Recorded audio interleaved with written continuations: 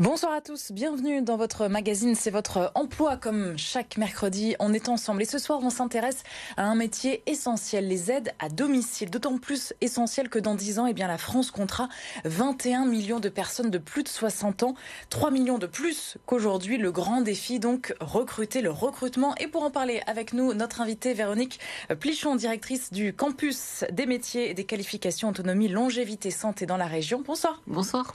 Merci beaucoup d'avoir accepté notre invitation. On va revenir sur votre label dans un instant. Merci. Et avec nous en plateau, bien sûr, Thibaut Cotin de L4M. Bonsoir Thibaut. Bonsoir Marie.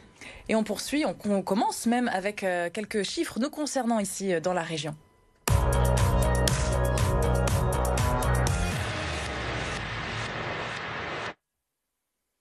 Et on comptera d'ici 2050, regardez bien, 230 000 seniors supplémentaires, dont 43 000 dépendants. 9 000 emplois générés dans les Hauts-de-France sont nécessaires pour permettre justement ce maintien à domicile. On va revenir bien sûr sur l'importance du maintien à domicile avec vous. Autre chiffre important également à retenir, 3 500 créations de postes dans le Nord d'ici 2030. Alors on se projette assez loin.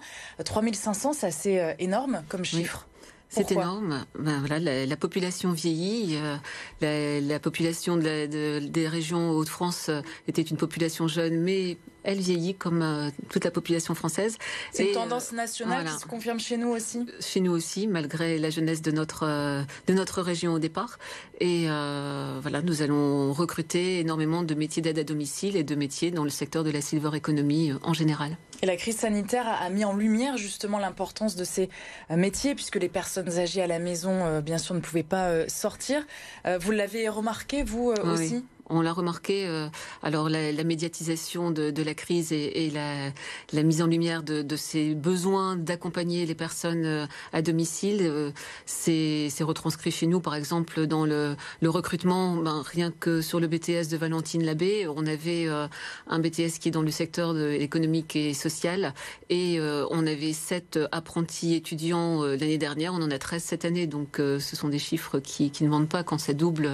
Vous pensez que ça a créé des vocations, la mise en lumière Je pense que les élèves et les étudiants cherchent un sens, cherchent un métier, mais aussi un métier avec du sens. Et ça a vraiment, je pense, créé des vocations d'utilité publique, le service à la personne. Alors effectivement, il y a d'autres problèmes qui... Oui, on va les évoquer. Voilà. Et face au vieillissement de la population, est-ce que vous pensez que le maintien à domicile, c'est la bonne solution pour les personnes âgées notamment ? Oui, je pense que c'est essentiel. On sait bien qu'une personne âgée, quand elle est déracinée de chez elle, quand elle perd ses voisins, quand elle perd ses habitudes, ça a des impacts sur sa santé. Donc le maintien à domicile semble essentiel et c'est une tendance qu'il faut confirmer. Vous parliez des vocations pour les jeunes nordistes, mais c'est aussi parce qu'on recrute. En ce moment, on en parle beaucoup justement dans les métiers. C'est compliqué de recruter, vous le constatez aussi, vous ? Oui, c'est compliqué de recruter puisque... Il n'y a pas assez de main-d'œuvre, entre guillemets. Non, il n'y a pas assez de main-d'œuvre. Alors, les jeunes qui sortent de formation ont de la difficulté à se diriger vers les emplois seniors parce qu'il manque... Et les recruteurs soulignent parfois leur manque de maturité aussi. Donc c'est compliqué de recruter. C'est compliqué de recruter aussi parce que le métier est difficile, parce que c'est un métier avec beaucoup d'usure physique et psychologique aussi. Donc il y a un turnover qui est assez considérable dans ces métiers. Qu'est-ce que justement les aides à domicile disent justement par rapport à leur quotidien ? Qu'est-ce qui est difficile ? Qu'est-ce qui revient assez régulièrement dans leurs témoignages ? Ce qui revient assez régulièrement, c'est effectivement le manque de reconnaissance salariale, ça, c'est incontestable. L'usure physique, parce que manipuler des personnes âgées et provoque des douleurs de dos, etc. Le fait que les horaires soient contraints. Alors, quelquefois, ils se lèvent très tôt pour participer au lever. Ils se couchent plus tard parce que... Et entre le lever et l'aide au coucher de la personne, il y a un grand laps de temps. Alors, ça n'est pas toujours très facile à gérer comme journée avec la vie de famille, par exemple. Et donc sur votre site, on peut lire j'aide, donc je suis. C'est un vrai métier de vocation selon vous? Est-ce que il faut avoir la vocation pour travailler au contact? Voilà, comme dans tous les métiers humains, il y a une partie de vocation. En même temps, quand on entend des aides à domicile nous raconter leurs expériences quand elles interviennent dans nos formations, elles racontent que c'est vraiment la richesse du métier, le fait de... Alors, la diversité aussi, tous les jours c'est quelque chose de différent, elles ont des tâches différentes, des activités différentes, elles ont de la complicité avec les personnes qu'elles aident. Donc, on s'attache. Voilà, il y a vraiment... Et d'un autre côté, c'est très difficile, elles ont subi avec le Covid des situations psychologiques très difficiles à vivre. Donc... il faut avoir la vocation parce qu'on a vraiment deux parties on a une médaille et son revers. Et en termes de recrutement, est-ce que vous êtes du coup concurrencé aussi par le secteur plus classique, on va dire les hôpitaux, les EHPAD plutôt que sur le recrutement, c'est particulier puisqu'il est très disparate. On a à la fois les employeurs, les petites structures, des plus grosses structures qui ont des centres de formation. On a les employeurs particuliers qui recrutent également. Donc... le recrutement est très vaste. Alors, il est essentiel, il est urgent, mais il est disparate. Donc, alors, on recrute donc des aides à domicile dans notre région au cours de ces prochaines années. Il faut se former, évidemment, avant de pouvoir travailler. Comment ça se passe? Quel est le bon cheminement? Il y en a plusieurs dans la région? Oui. Il y a plusieurs cheminements. On peut participer au cursus scolaire, donc avec des formations qui sont d'une année, quelquefois de 2 années quand il y a un CAP, mais des formations aussi de BTS, donc des bacs pro. Il faut savoir que l'éducation nationale a vraiment poussé à ce que les compétences soient augmentées. Et avant, on avait simplement un CAP. Maintenant, on a un bac professionnel qui est vraiment étiqueté. Donc, ça permet aussi aux jeunes de rentrer dans le métier quelquefois. Alors, le bac professionnel suivi d'un BTS, et ça permet aux jeunes de rentrer dans le métier avec d'autres fonctions que celles d'aide à domicile, mais par exemple des fonctions d'encadrement intermédiaire en structure d'aide à domicile. Donc, ça laisse après de l'emploi pour les gens qui seraient avec moins de compétences. Et vous parlez des jeunes, on peut aussi se reconvertir quand on est adulte. On le voit, les reconversions actuellement avec la crise sanitaire. D'autant plus avec la crise sanitaire.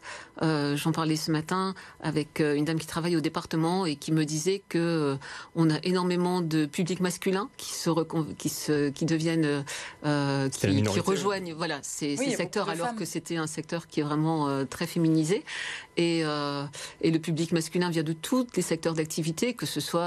alors ça peut être la restauration avec des reconversions, avec des transitions professionnelles, avec des aides justement à la transition professionnelle pour les salariés qui perdent leur emploi.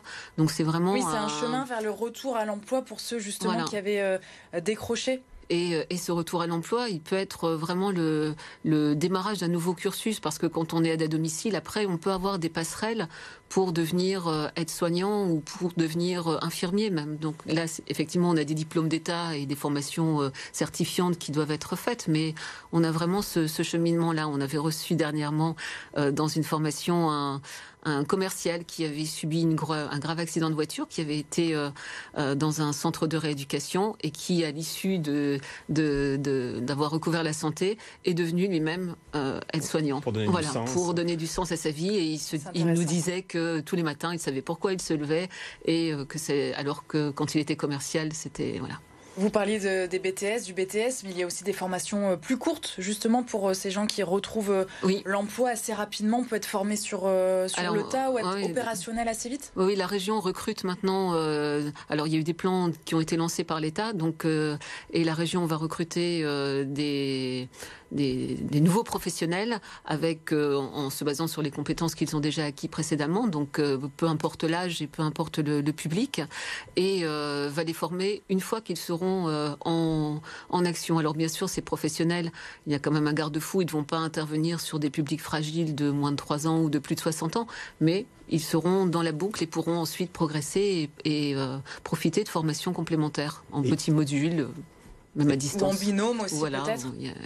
Et du coup, pour les personnes qui nous regardent, comment on peut faire pour postuler, pour s'orienter vers ces métiers? Est-ce que le campus des métiers et de la qualification peut Alors nous, on est un organisme de formation qui est posté sur des lycées, donc on est davantage sur la formation initiale. Sur toute la région. On expliquera peut-être après ce qu'est un campus, mais pour postuler, il faut juste se rapprocher de Pôle emploi.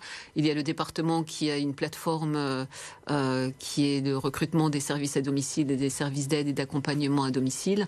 Donc oui, il suffit, vous allez sur le site C2RP, vous mettez formation et vous avez la liste des formations. Ce matin, sur le site de Pôle emploi, il y avait plus de 590 possibilité de trouver un emploi dans les 10 km aux environs de Lille. Donc oui, ça recrute. Il y a un volume important de recrutement. Ouais. Est-ce qu'on va y arriver justement à ces 3500? C'est toute la question. Oui, 3500 créations de postes dans le Nord d'ici 2030. C'est compliqué ou on ne se rend pas bien compte? Alors je pense que ce sera compliqué, mais bon, moi j'avoue que je suis dans le secteur de la formation. Je laisserai peut-être les professionnels répondre à ces questions-là par la suite.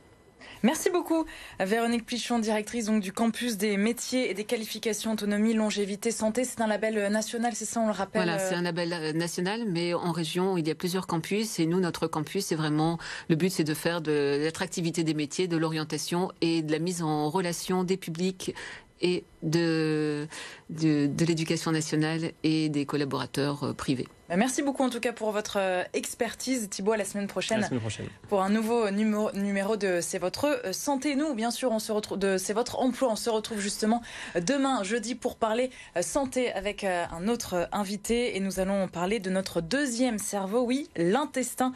Nous en parlerons avec une diététicienne également micronutritionniste, Fabienne Lemaître.